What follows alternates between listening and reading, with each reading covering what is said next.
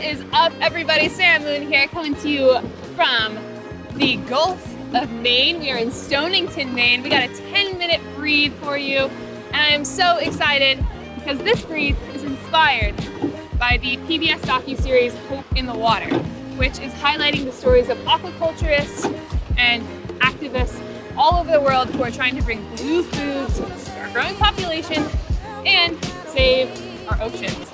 So, before we get into the really awesome stories that has to offer, I do want to go over those metrics on your screen. All right, that first number I want you to look at for me is that big one that says /500M. That is your split, otherwise known as your speed per 500 meters, and it's a combination of two things. The first thing is your effort. That's how hard you're pushing with your legs. The harder you push, the more resistance you're going to feel in that handle, and the faster you're going to go. You pair your effort with your rhythm number. That's an S/M. Stands for strokes per minute. You're gonna get your split. And with that, we're into our workout. Let's take it to a 20 on that rhythm. We're gonna be here for 2 minutes. We got not 2 by 5, 5 by 2 minutes today. We're gonna get a nice little rhythm pyramid in that. All right, so that's our setup. And I just want everything to be super chill, relaxed, at jog pace. Just getting the work in and being really intentional and maybe a little reflective today. Good. All right. So as I was watching this series, one of my absolute favorite stories in it was about a dairy farmer named Paul. And Paul sold off his dairy farm and instead opened a shrimp hatchery. Now, that's like, okay, cool. But Paul lives in Minnesota, which is like nowhere near an ocean. It's 1,200 miles away from an ocean. And so when he sold off the dairy farm and said, I'm gonna farm shrimp now, saltwater shrimp, there were a bunch of people who called him crazy. And because like, how are you gonna farm saltwater shrimp if you're nowhere near an ocean? But he actually kind of a brilliant guy. And initially, when he said that he had that goal, his fellow farmers didn't think he could do it. And the initial, setup of this story just really tugged at my heart and soul, because I'm sure we've all been told we can't do something before, but especially when I first started training rowing full time, there were so many people who were like, how? You're nowhere near fast enough to be on a national team. You're training for the senior national team. So we're gonna bring it up to a 22 on that rhythm for 2 minutes right here. Good. Step and send. Good. Just establishing that new feeling, that new rhythm. Still keeping it nice and chill at that jog pace. All right.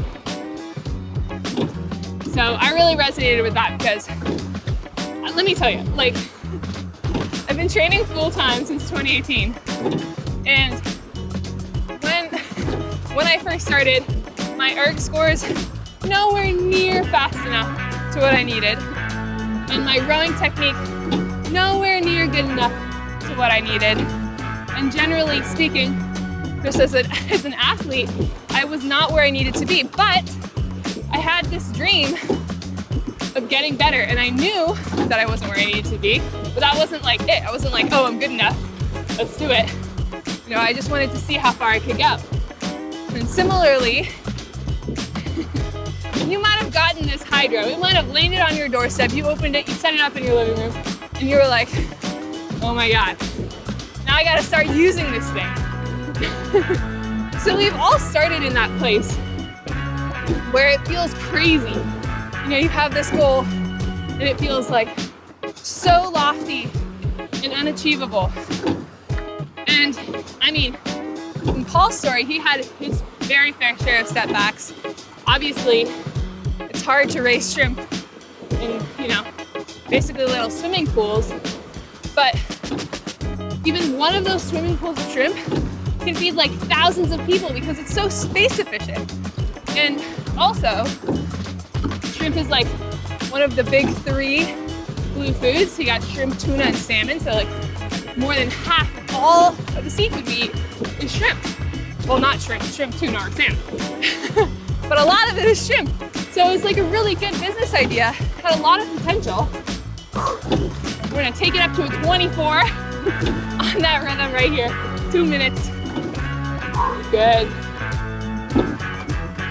A lot of potential, but not super easy to do. So there was a lot of trial and error for him and his partner, and there wasn't like, you know, a manual in the United States initially for how they were gonna achieve this. And they just kept at it. And even though they failed a few times, they just kept going. And again, I'm like, this is pulling at my heart. Because I can't tell you how many workouts I have finished and thought, oh my God, I'm not making the progress I need to. I'm not where I need to be. You know, we used to go to Miami for like 6 months at a time, film there, and I trained alone for a lot of it. So I'll be the first to admit, I did not finish every hard workout I had. You know, there would sometimes be days on the water, I'd go out there, I'd give it everything, and I would get so discouraged by the numbers I was seeing that I quit. But, you know, you might have had a similar experience. Not every hydro workout goes away. Maybe you walk out of the room in an argument.